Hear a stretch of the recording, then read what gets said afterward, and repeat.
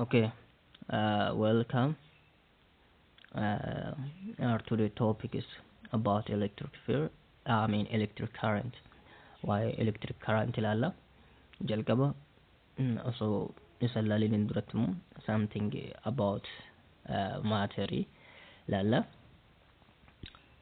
Matter maalirraa ijaarame? Atoomotarraa ijaarame jechuudha. So atoomiin kamiyyuu maal qaba? Positively charged fi just negatively charged. Positive charge isa keessatti argama. Nucleus keessatti argama jechuudha. Then negatively charged immoo just positive charge nucleus yoo taate here.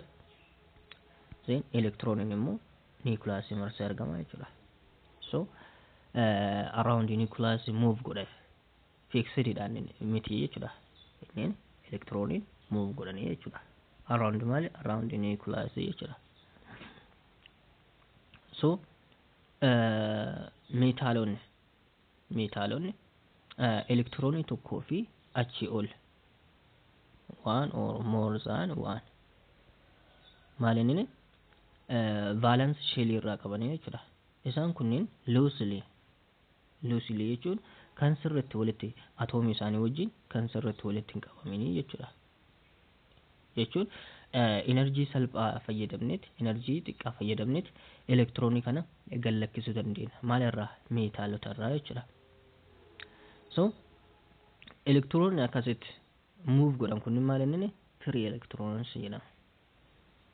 Maal inni shell irra warri move yookiin immoo kanneen detach gochuu dandeenyu.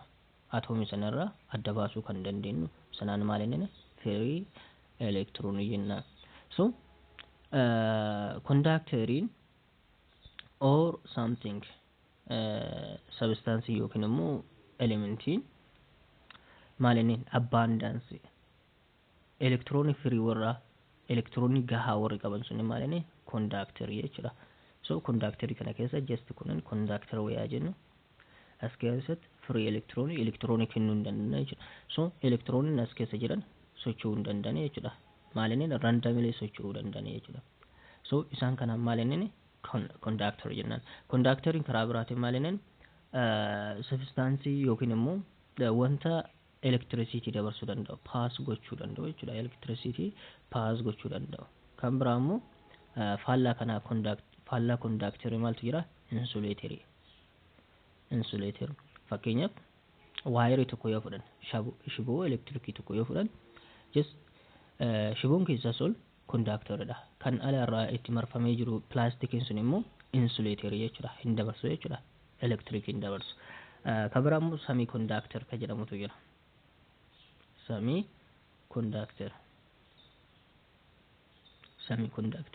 Semiconductoring kun immoo between maal inni conductoriitii fi insulatoriidha jechuudha. Half jechuudha. Kun jechuun fakkeenyaaf akka silikeenii fi jarminiimii fudhachuu hin dandeenya. Isaan kunniin maal inni semiconductor'dha jechuudha. Garuu copper kan yoo fudhanne immoo isaan maal inni conductorii jalatti ramadamu jechuudha. Insulator pilaastika fudhachuu dandeenya. Woolii fudhachuu dandeenya.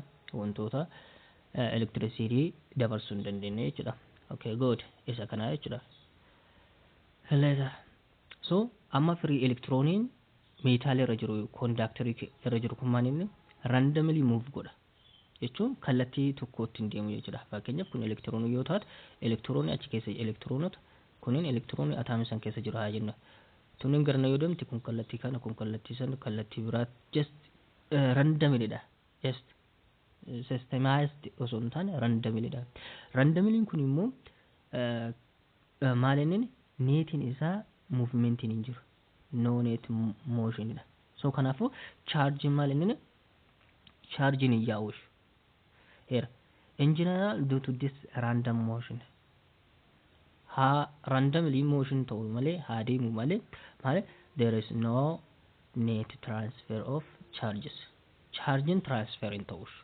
So eega charging transfer in taane there is no electricity.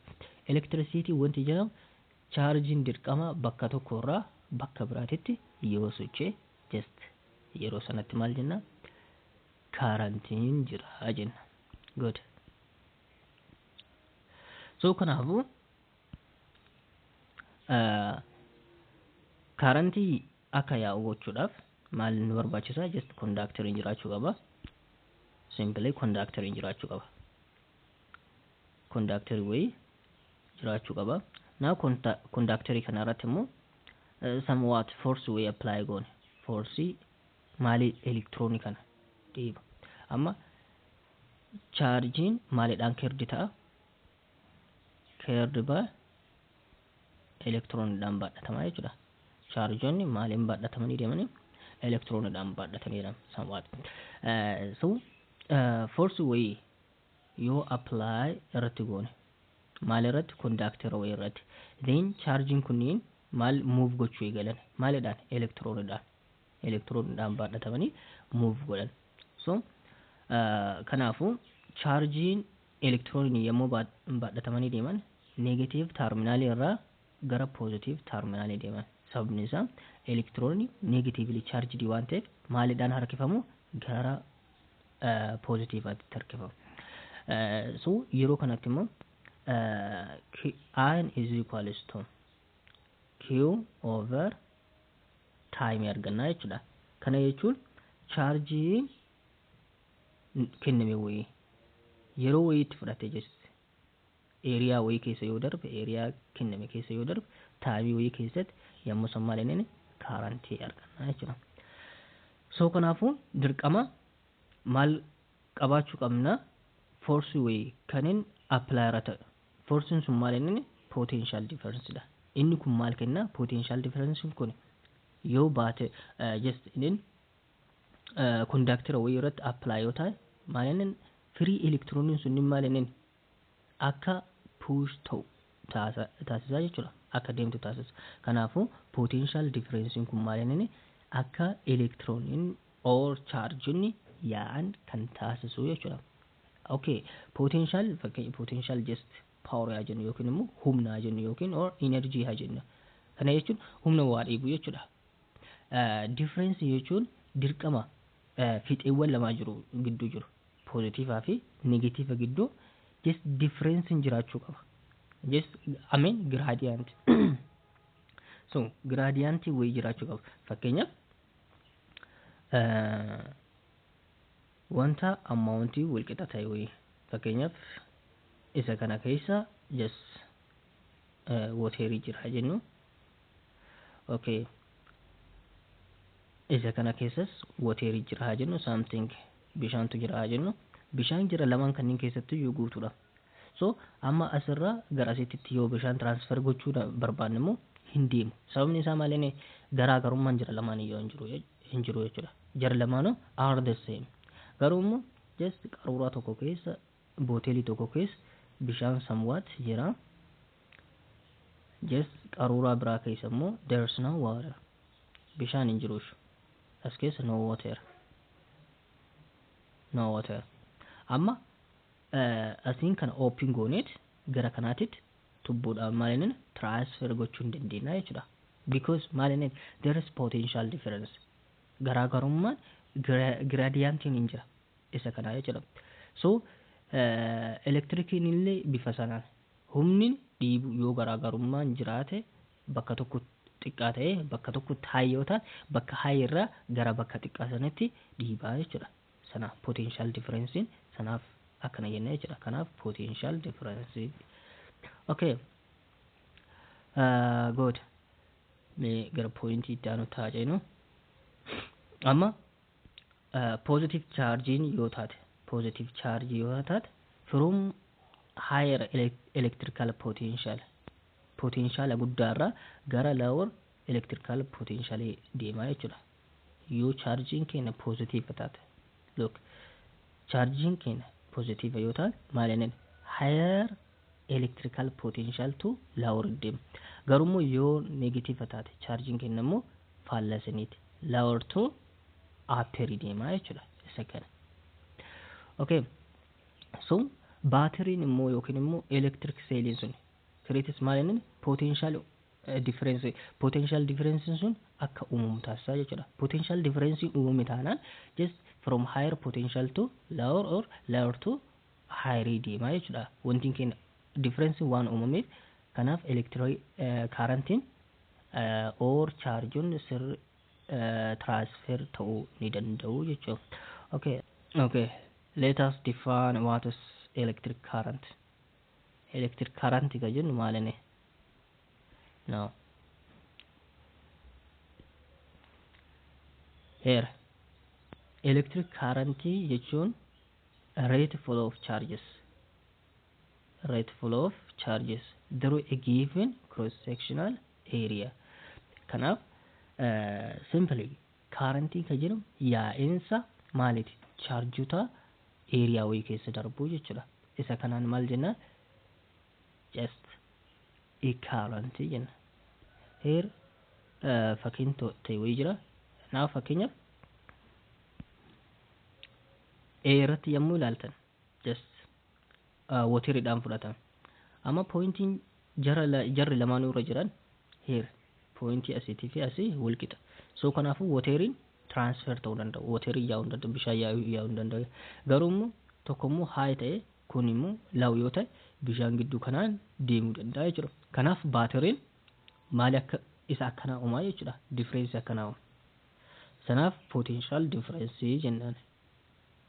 Baaterii haa ta'u parcel haa ta'u difference akkanaa uuma. Yommuu difference akkanaa uumu humni gara olii jiru kun guddaa ta'uu danda'a. Yommuu san elektiroonota dhidhiibaa jechuudha. Good.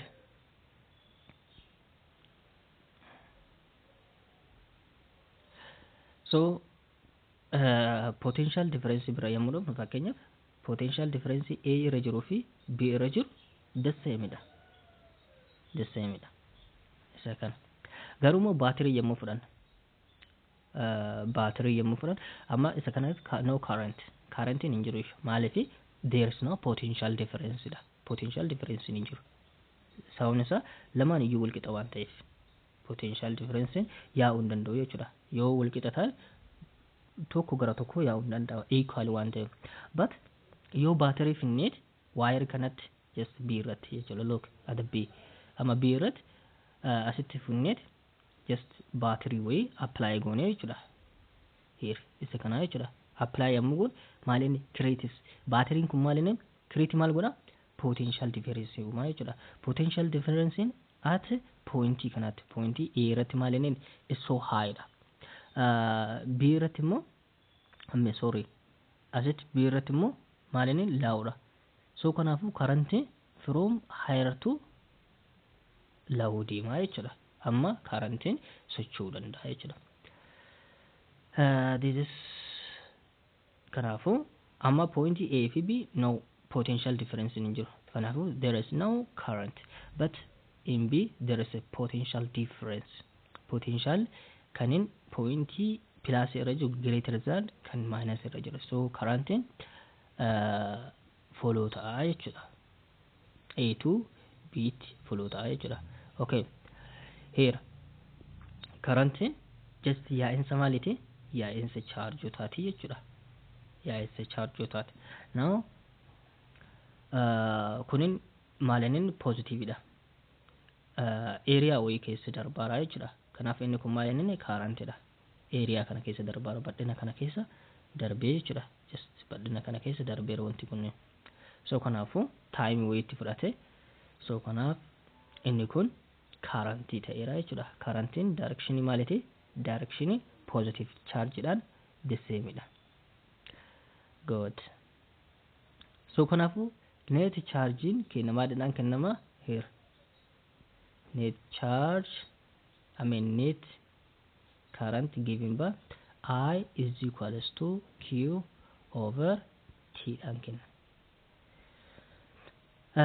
So kan biraa immoo yoo average constant yoo hin taane chargeonni kenni charging flow ta'an yoo constant hin taane average fudhanna currentii kana jechuudha. Changing Q over changing T jennaan jechuudha. Kunin average dha. Somewhat average dha. So amount of charge that passes through a conductor cross section area wayii keessa amount darbe yeroo time itti fudhatee jechuudha. Good. Isa kanaan okay.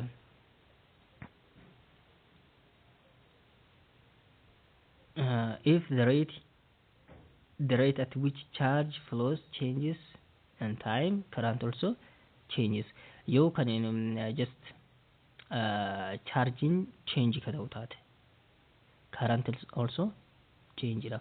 Kan biraa immoo just instantaneous current ka jedhamu yoo charging baay'ee xiqqoo taate baay'ee xiqqoo just charge darbite sun so baay'ee small taate timing itti fudhatellee baay'ee so small maalna changing gara zeerootitti changing ti gara zeeroo taate yommuu san instantaneous current jennaan. Just charging sun so small and also the taken time is so small. Yeroo sanatti maalinin isa kanaan instantaneous current jennaan. So just akkuma jalqaba kaafamne current is equals to Q over maalinin T dha. Then I is equals to Q dha maalidhaan just coulomb dhaan over second. So current immoo maalidhaan safarama ampere dha. So SI unit of current ampere.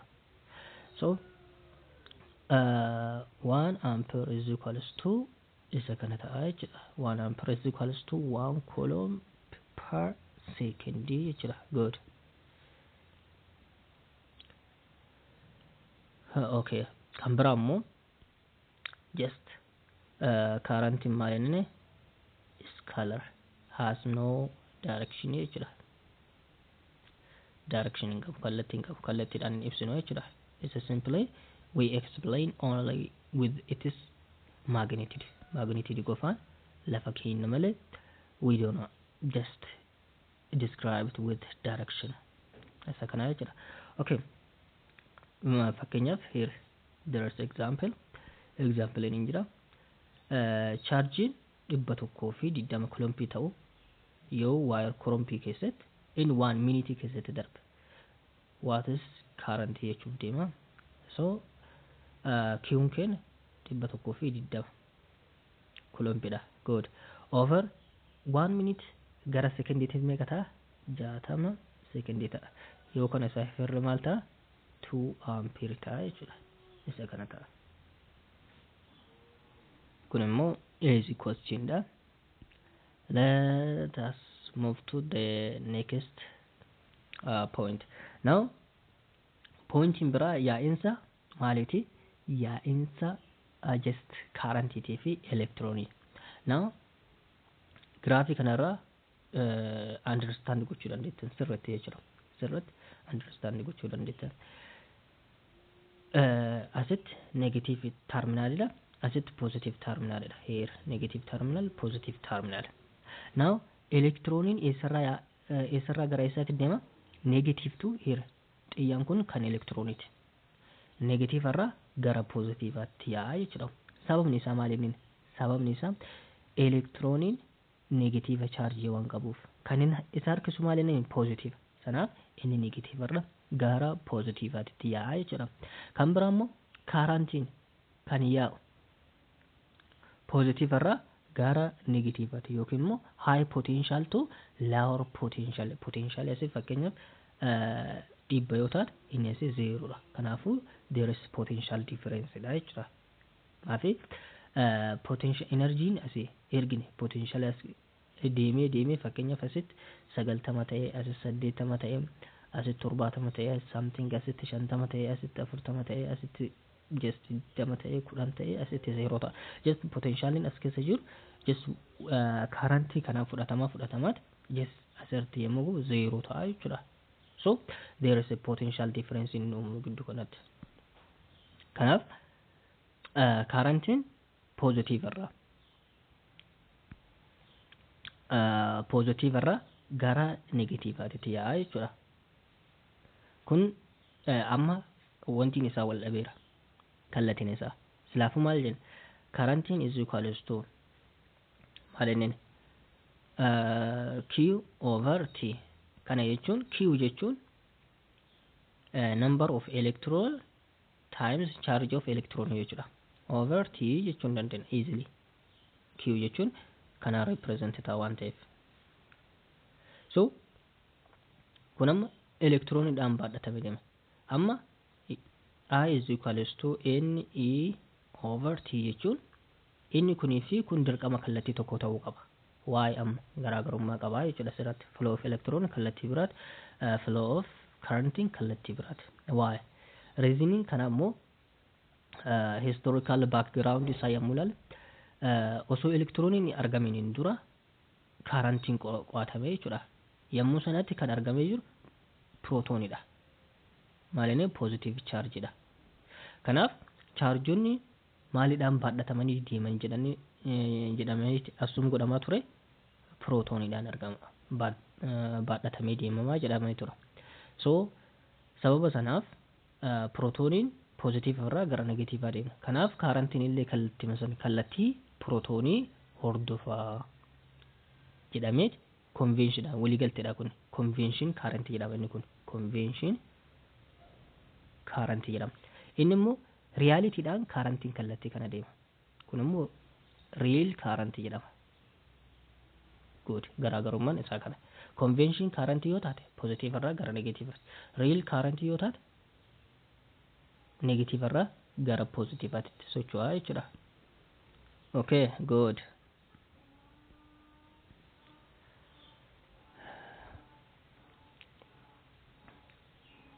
Okay, convention current maalinni positive irraa just here positive to negative. Kun immoo convention idha. Kan irratti walii galamee jechuudha. Problem hin jiru lamaan iyyuu convention fi kanis haa ta'u physics fi engineering keessatti difference guddaa uumeeti nama rakkisu jechuudha. Yommuu reality gaafatamtu negative to positive, yommuu convention gaafatamtu immoo positive to negative deemaa jechuudha. So let us move. Okay.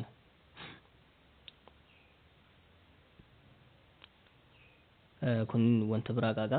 Electric current is not only produced by battery qofaadhaan produced hin ta'u. Sababni isaa just kunin dirqama baatiriin jiraachuu hin qabu jechuu barbaadeeti. Maal kana fakkeenya kana maal inni lightning higher potential difference then lighting current high amount dabarsuu danda'a. Yommuu sanatti immoo maal inni there is no wanti hin jiru jalqabumaayyuu maal inni potential difference hin uumne jechuudha. Lighting sanatti uume lafaa fi just cloud irratti maal inni high potential difference uumaa jechuudha. Yommuu sanitti karantiin high ta'etu follow ta'a. Kanaaf dirqama miti jechuudha baatirii yookiin potential difference jalqaba jiraachuu. Potential baatiriin immoo maal inni just potential difference way create gochuudhaaf nu fayyada. Dirqama miti jechuudha karantii uumuudhaaf is not dirqama miti. Okay.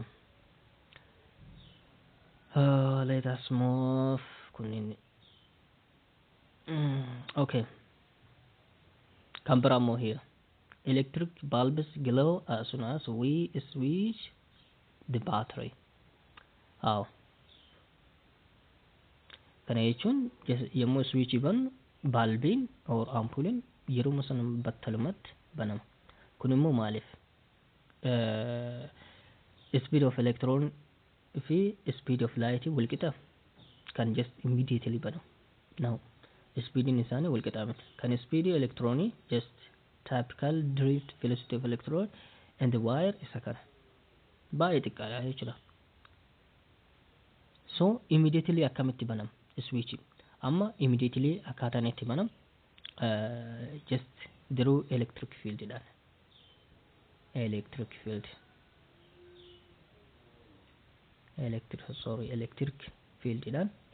field just electroni propagate kan godhu yookiin immoo energy potential difference sanarra yookiin immoo battery sanarra just in speed of light dhaan gara balbii keessa jechuudha electric field sanaaf. Okay, response keenya kana. Here, this is process creates propagating influence electric field jechuudha. Electric fieldiin data travels through a wire. Wire keessa kan deemu maalini speed of light dhaan shiboocha keessa deemaa jechuudha. Kanaaf inni battalumatti energy sana enerjicha baatirii irra jiru san maalini at speed of light dhaan gara balbititti geessaa jechuudha. Sababa kanaaf switchiin yommuu banamu electric fieldiin charge energy baatirii irra jiru sana transfer godha jechuudha. Okay, kan biraa immoo misconception here. Misconception wanti keessa jiru current keessa jiru. The first one is battery is the source of electron. Battery source electronity jedha. Miti tiruudha miti. Battery just potential difference uumeet akka electronin dhiibaman taasisa malee inni source of electron. Source of electronin maalini wire dha. So kanaafu maalini battery potential difference qofa uuma. Electron akka maalini follow godhaniif. Kana jechuudha. Okay.